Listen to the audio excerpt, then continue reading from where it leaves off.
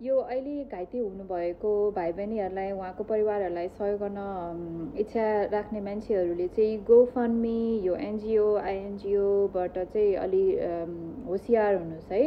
किनभने नेपालमा चाहिँ आइएनजिओ एनजिओ गोफन्डमी रन गर्नेहरूले चाहिँ आफू धनी हुने एउटा बाटो बनाएको रहेछ भनेर मैले बुझ्ने मौका पाएँ। 2-4 वर्ष अगाडि मैले चेक गरेको थिएँ कि के रहेछ भनेर एउटा डोनेसन गर्ने भन्ने हिसाबले। अनि त्यो उसमा चाहिँ मैले के थाहा पाएँ भने नेपालमा भएको मेजोरिटी यो धेरै एनजिओ आइएनजिओहरू चाहिँ धनीमनी नेताका फ्यामिलीहरूको आइमाई मान्छेहरू है, वाइफहरू, उहाँको श्रीमतीहरू, छोरीहरू यस्तोले चलाएको रहेछ क्या।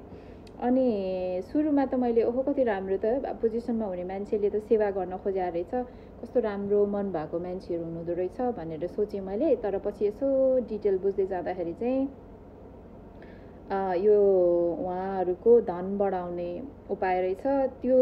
त्यसको थ्रुबाट एनजिओ आइएनजिओ गोफन्डमीकोबाट पठायो भने हजुरले 1 लाख पठाउनु भयो भने जे कारणको लागि भनेर अथवा कोही बालबच्चालाई होला अथवा कोही फ्यामिलीलाई होला त्यसलाई सहयोग पुगोस् भनेर 1 लाख पठाउँदाखेरि त्यसमा 1000 जति पुग्छ होला है।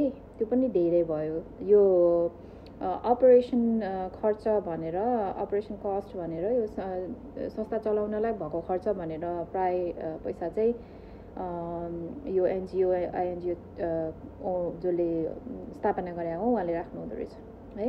यो दुःख लाग्यो मलाई यस्तो देखेर। त्यही भएर म के भन्छु भने सहयोग गर्न चाहनुहुन्छ भने एकजना ट्रस्टवर्दी मान्छे, विश्वासिलो मान्छे, आफ्नो फ्यामिलीको साथी कोही अब त्यस्तो छ भने होइन, अथवा उसमै पनि यहाँ 1-2 जना अनेस्ट मान्छेहरू पनि देखाएको छु मैले टिकटकमा फेसबुकमा। म नाम चाहिँ तोकेर भन्दिनँ किनभने फेरि बदमास निस्क्यो भने मलाई गाल पर्छ होइन। मैले उहाँहरूको काम देखेर अनेस्ट होला जस्तो लाग्छ।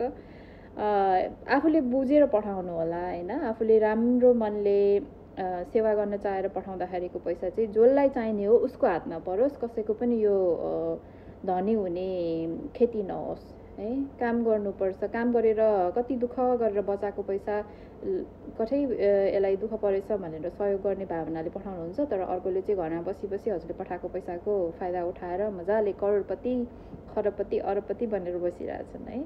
त्यही भएर यो चाहिँ वार्निङ हो, बुझेर सहयोग गर्नुहोस्। अनि सहयोग गरिदिनु भएकोमा हजुरहरूलाई धन्यवाद है।